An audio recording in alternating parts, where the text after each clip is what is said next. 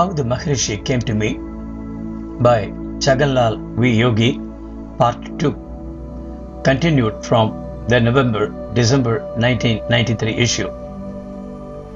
In our last issue, we read how Chhaganlal Yogi, the skeptic, became a believer and how the Maharshi showed him in a dream to whom he should sell his business and for what price. As the story continues, we now read how he is led into a different business, printing for Sri Ramanasramam. My original plan had been to sell all my property in Bombay and move directly to Sri Ramanasramam. However, when the devotees heard what I was planning to do, it was suggested to me that I could be of more use to the ashram in Bangalore. I was asked to start a printing press there, which could execute all of Sri Ramanasramam's printing work. I agreed to the idea and soon found myself in Bangalore looking for suitable premises. I began to suspect that Sri Bhagavan had assisted the sale of my original press because he had work for me to do in Bangalore. I was a stranger in the city, but I soon located an old press which had been lying idle for the previous 6 months. It was for sale. I saw its proprietor and told him why I wished to buy his business. He agreed to sell it to me, but we were unable to agree on a price.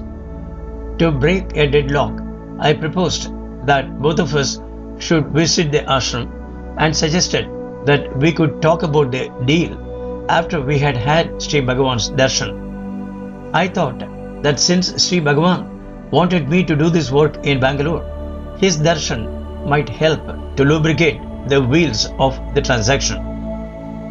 The owner agreed to the idea, so we set off together for Sri Ramanasramam. On arrival, I took him into the holy presence of Sri Bhagavan and informed him that I proposed to buy the press of the gentleman who was accompanying me and that I planned to do all the ashram's printing work there. Sri Bhagavan did not say anything. He just nodded his head. Within a few hours of having had Sri Bhagavan's darshan, there was a wonderful change in the attitude of the owner of the press. He approached me and agreed to sell his press for whatever price I was willing to pay for it.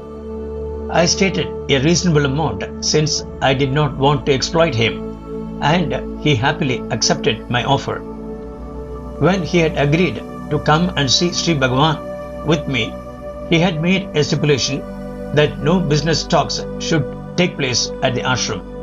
However, after seeing Sri Bhagavan, he proposed that we settle our business immediately. We drafted and signed a sale agreement in the ashram itself, and within a week of our visit, the press came into my possession.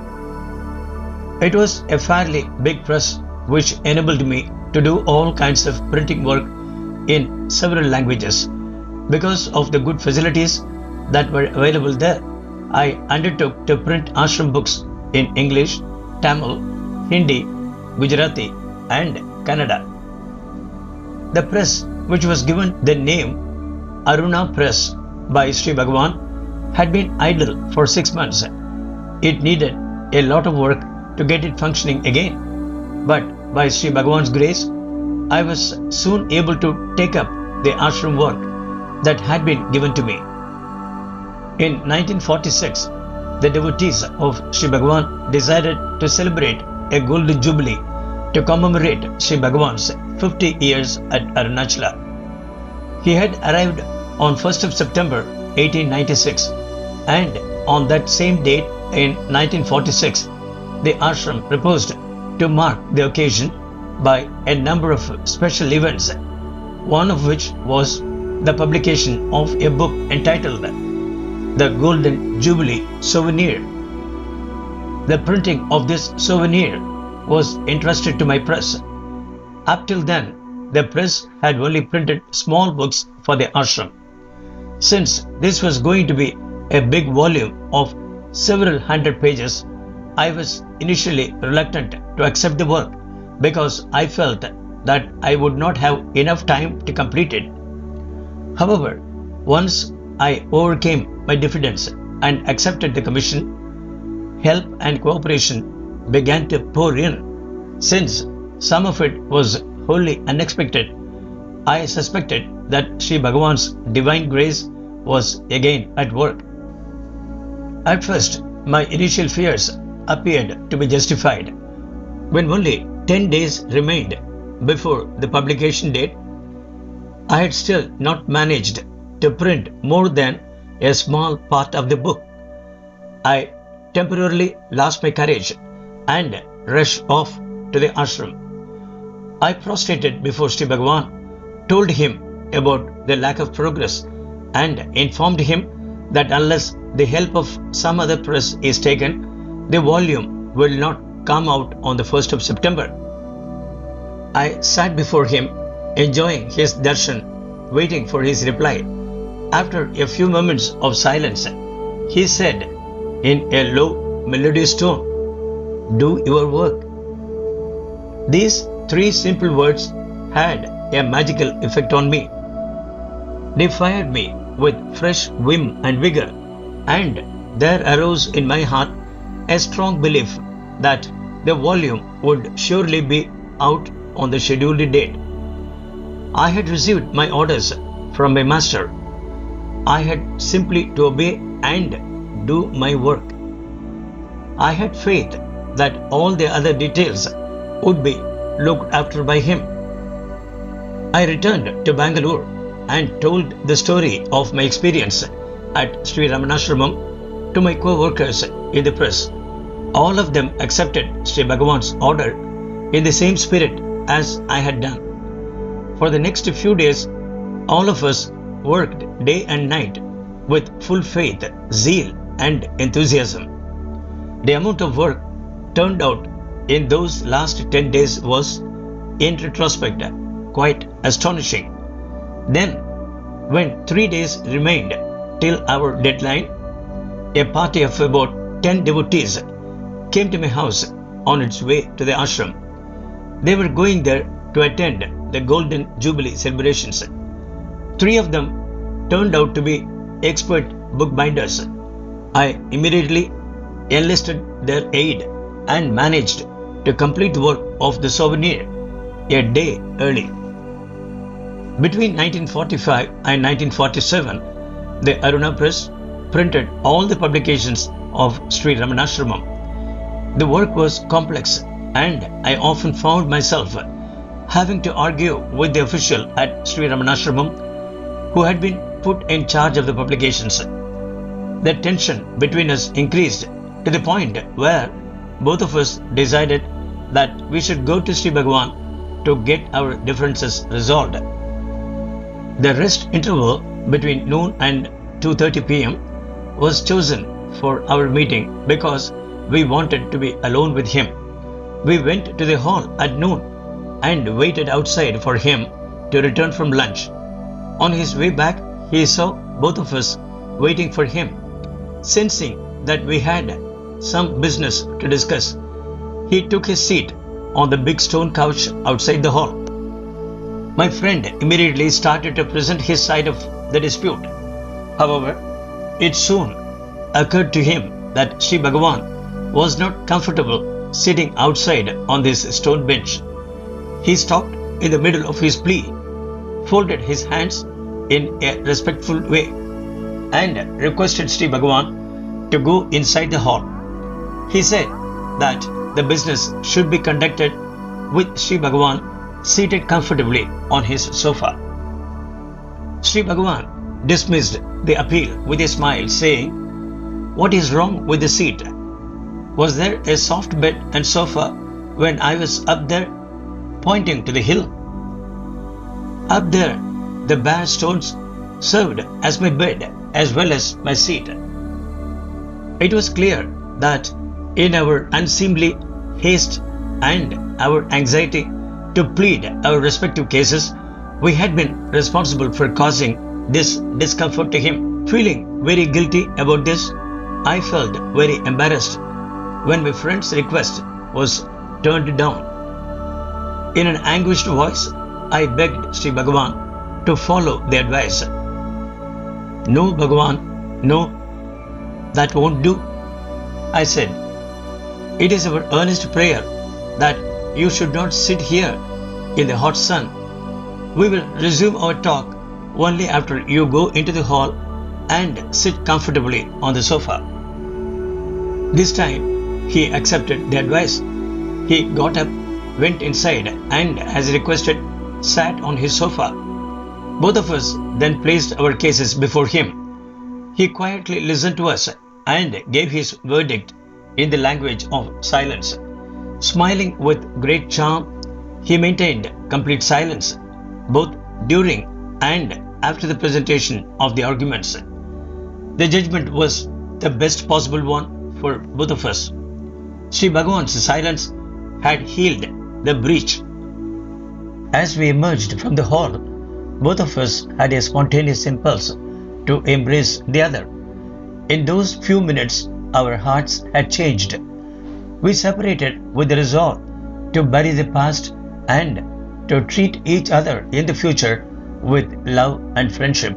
The silken tie with which Sri Bhagavan bound us on that day has never snapped again. Sometimes in life, there is a clash between two competing obligations, especially if both seem to be equally important. At such times, it is rather difficult to arrive at the right decision. It has been my experience that at such times, our gracious Master leads us to the proper decision. I will give an example from my own life. At one time, I felt that my political duty as a Gandhian demanded that I should court arrest, but my domestic duties bade me otherwise. As I was eager to go to jail as part of the independence struggle, it pained me that, out of regard for my family, I was not able to do so. I found myself in a dilemma and I could not, of my own accord, see the way out. The situation was so unbearable for me that I had to turn to the Master for help and relief. I therefore set out for Tiruvannamalai. After reaching there, I went and sat in the holy presence of the Master. While I was sitting there, I began to wonder how I should place my difficulty before him, because I did not feel like broaching the subject verbally. I finally decided to pour forth my prayer from my heart in silence in the form of a plea for Sri Bhagavan to extend his benign help to me. I began to pray, and while I concentrated on my mental plea, I watched his radiant face and his sparkling eyes, which were full of love and kindness.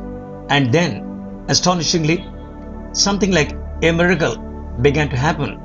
Sri Bhagavan's face transformed itself into that of Mahatma Gandhi, while his body remained the same. As I stared at him with awe and wonder, the two faces, those of Sri Bhagavan and Gandhiji, began to appear to me alternately in quick succession. I felt my heart filling with joy, and yet at the same time I was wondering whether what I saw was real or not. I turned my eyes away from Sri Bhagavan and looked around me to see if others were seeing what I saw. Seeing no sign of wonder on their faces, I concluded that what I saw was a picture from my own imagination. I closed my eyes and sat quietly for some time. Then, as I began again to look at Sri Bhagavan's face, the vision immediately reappeared, but this time with a slight change. In addition to the two faces of Sri Bhagavan and Gandhiji, those of Krishna, Buddha, Kabir, Ramdas, and a host of other saints began to show themselves in quick succession. Now all my doubts vanished, and I began to enjoy this grand and divine show. The vision lasted about 5 minutes. My mind dropped all its worries, and I found myself able to hand over my problem to the capable hands of the Master. Though he spoke no words to me, it came to pass that the problem was solved without infringing either of my two duties. In fact, both duties were fulfilled satisfactorily. I had another vision of Sri Bhagavan in 1943. During my visit to Sri Ramanasramam that year, I visited the temple of Sri Arunachala with my family and a friend who was a devotee from Madurai. This is the main temple in Tiruvannamalai, the same one which Sri Bhagavan stayed in when he first arrived here. While we were walking through the spacious courtyards towards the Sanctum Sanctorum, I did not have any inkling of the wonderful experience I was to pass through when I finally saw the deity. On reaching the innermost shrine, we discovered that we were early, for the doors of the shrine had not been opened. We decided to wait there till someone came to unlock them. I leaned back against a pillar and began to think about Bhagavan's early life. Suddenly, my thoughts started to materialize physically as scenes from his early life began to appear before my eyes as vividly as if I were watching a cinema film. I saw very clearly Venkataraman writing the imposition in his uncle's house in Madurai. Leaving it aside, he sits bolt upright, closes his eyes and becomes absorbed in the more congenial practice of self-absorption. His elder brother Nagaswami is watching him and rebukes him for neglecting his lessons. Venkataraman then decides to leave the house. He takes 3 rupees from his brother's college fees and departs after leaving a short note. He reaches the railway station. He buys a ticket to the Divanam, gets into the train and sits quietly in one corner. A Maulvi who is discoursing to other passengers notices him and asks him where he is going.